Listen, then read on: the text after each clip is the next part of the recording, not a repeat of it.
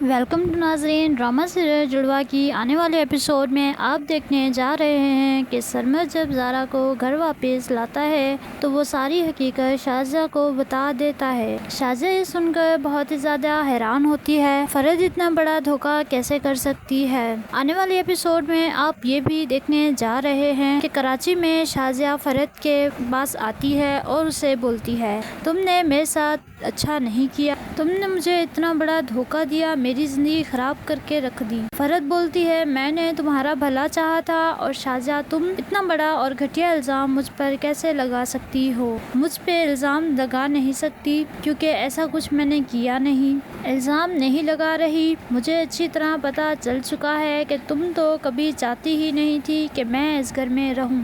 تم نے مجھے اس گھر سے نکالا، میری بیٹی کو بھی مجھ سے جدا کر دیا، جڑواں بیٹیاں پیدا ہوئی تھی یہ تم نے نہیں بتایا۔ یہ بات سن کر ایک بار پھر فرد بولتی ہے، اور میں نہیں چاہتی تھی کہ تمہارے ساتھ کچھ غلط ہو۔ آنے والے ایپیسوڈ میں آپ یہ بھی دیکھنے جا رہے ہیں کہ فرد چاہتی ہے کہ شازیہ یہاں سے چلی جائے کیونکہ وہ جانتی ہے کہ مظہر آ گیا تو وہ ساری حقیقت جان جائے گا، اور مظہر جب حقیقت جان گیا تو وہ اس سے نفرت کرنے لگے گا۔ اس لیے وہ شازیہ کو بولتی ہے کہ یہاں سے چلی جاؤ، مظہر آنے والا ہوگا، میں نہیں چاہتی کہ تم دونوں کا سامنا ہو۔ اس بات پہ شازیہ بولتی ہے، کیوں، اسے بھی تو پتا چلے تاکہ تم نے کیا کیا ہے، ہماری زندگیوں کو خراب کر دیا صرف اور صرف دولت کی خاطر، کیونکہ زارا مجھے سب کچھ بتا چکی ہے، تمہاری مکاری اور چالاکیوں کی وجہ سے ہماری زندگی خراب ہوئی۔ شازیہ بولتی ہے، تم نے جو کچھ بھی کیا بہت غلط کیا۔ جب وہ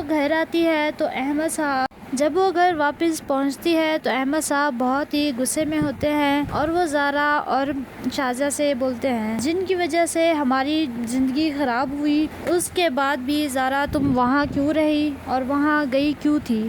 اس بات پہ زارا کہتی ہے، نانا ابو آپ کو اصل حقیقت کا نہیں پتا، جب آپ کو اس اصل حقیقت کا پتا چلے گا تو آپ بھی بہت پچھتائیں گے۔ یہ بات سن کر احمد بولتا ہے، اصل حقیقت میں جانتا ہوں، تمہارے بابا نے تمہاری مما کو اپنی زندگی سے نکال دیا تھا۔ یہ بات سن کر زارا بولتی ہے، بابا نے نہیں نکالا تھا، مما خود گھر چھوڑ کر آئی تھی، اور یہ سب فرحت بیگم کی وجہ سے ہوا تھا، کیونکہ فرحت بیگم کبھی بھی نہیں چاہتی تھی کہ ہم اس گھر میں رہیں، کیونکہ اسے صرف تو صرف جائیداد چاہیے تھی، اور اب بھی وہ میرے بابا کا دولت کی وجہ سے استعمال کر رہی ہے۔ اس بات پہ کوئی فرق نہیں پڑتا کہ ہم وہاں رہیں یا نہ رہیں۔ احمد کہتا ہے، جو بھی ہے میں ان باتوں پہ یقین نہیں کرتا، میں نہیں چاہتا کہ ان سے تمہارا کوئی بھی واسطہ ہو، تم نے غلطی کی ہے، اس کے بعد اور غلطی کرنے کی گنجائش نہیں، تم اب نہ ان سے ملو گی اور نہ کوئی واسطہ رکھو گی۔ وہ شازیہ اور زارا کو